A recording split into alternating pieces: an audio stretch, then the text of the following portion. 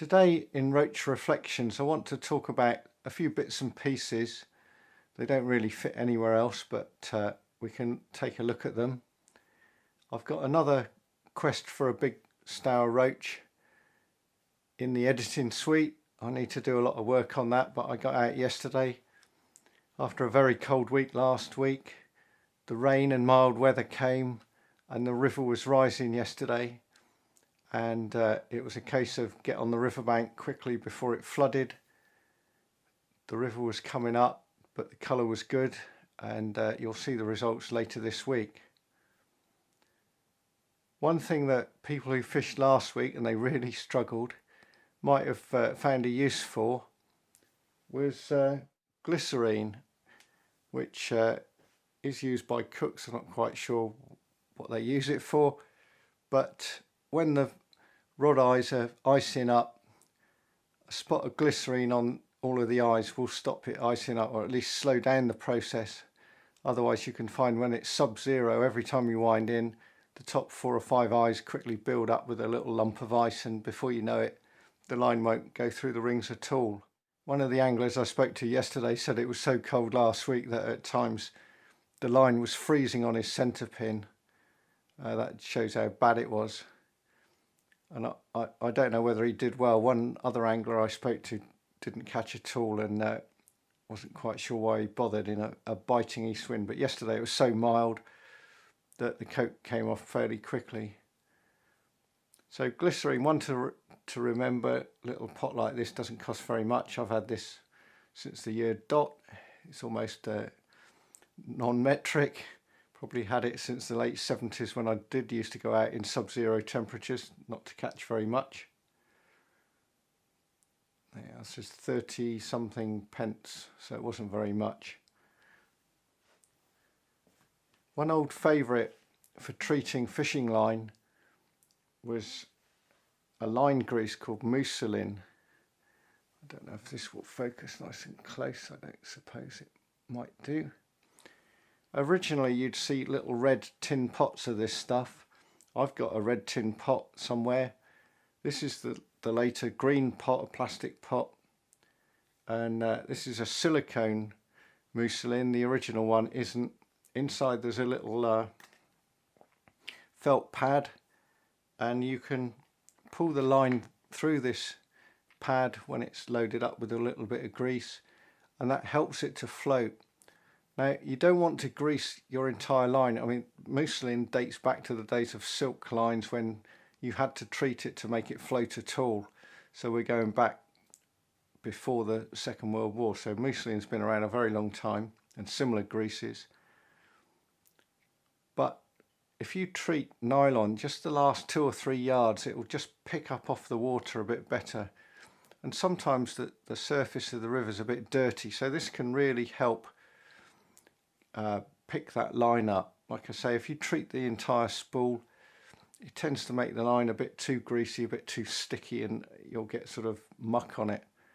But definitely worth having this. I forget I've got it half the time. The lines I tend to use do float quite well, so I don't have too much of a problem with them. But definitely worth remembering. I think part of the problem with lines sinking, what we call floating lines, which is just good surface tension off a smooth surface, that they all sink, is that where people keep rods set up, they're using that last 5 or 6 yards of line over and over again. So that bit of line is getting dirty, it's getting abraded, it's getting weaker, which is why I always tackle up every time from scratch, and I'll lose the last 3 or 4 yards each time I go fishing. I'll get rid of that. I test it. If you keep using a setup rod, you say, oh well, it's so much quicker, in the end that's going to cost you. You might lose your float. That last 4 or 5 yards can rot quite badly. Once you get a few yards up the line, doesn't seem to be a problem. But muslin, I think it's still obtainable. The modern version of muslin, Dave Harrell, when he was doing Midland angling products, used to do line sprays. This is the floating line spray. See if this will focus.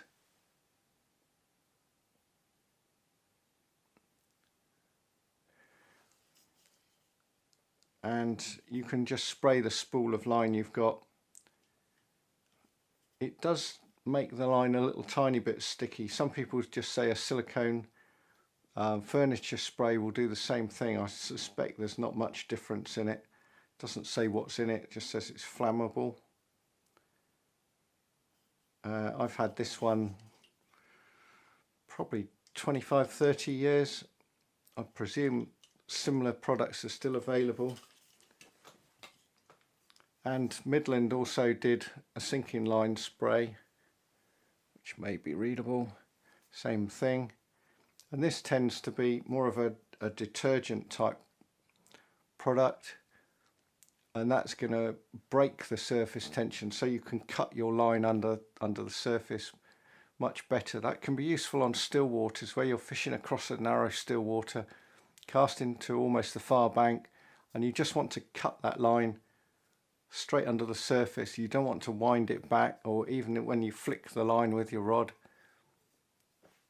it tends to pull it out of circuit. You want it to touch the line and just sink.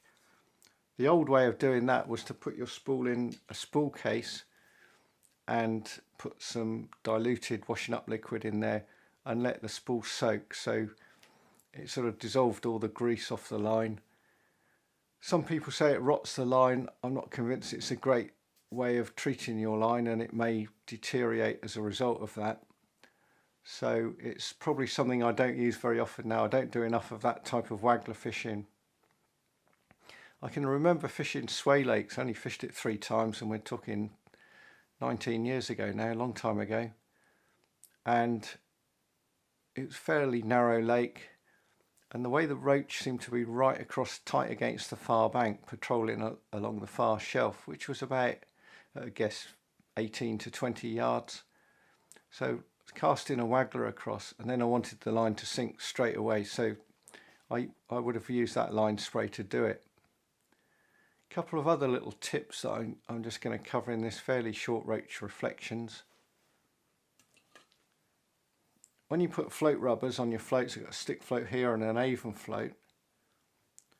I always keep my floats in float boxes that I've made out of polycarbonate sheeting, and I go through my floats and I make sure they've all got the correct rubbers on them, nice and tight. On an Avon float, you want a top rubber there. You want one just under the body there, there's one there. And then you want a long one about 2 centimetres or 3/4 of an inch. And that actually overlaps the end of the float. And it's quite tight, it needs to be tight. These floats fish best without a shot underneath the float, so you don't want the float moving every time you strike. And quite often I see people, they just have 2 rubbers, 2 short rubbers, one short one at the end of about, they've bought a packet of float rubbers that are all about 1/8 of an inch, about 3 millimeters long.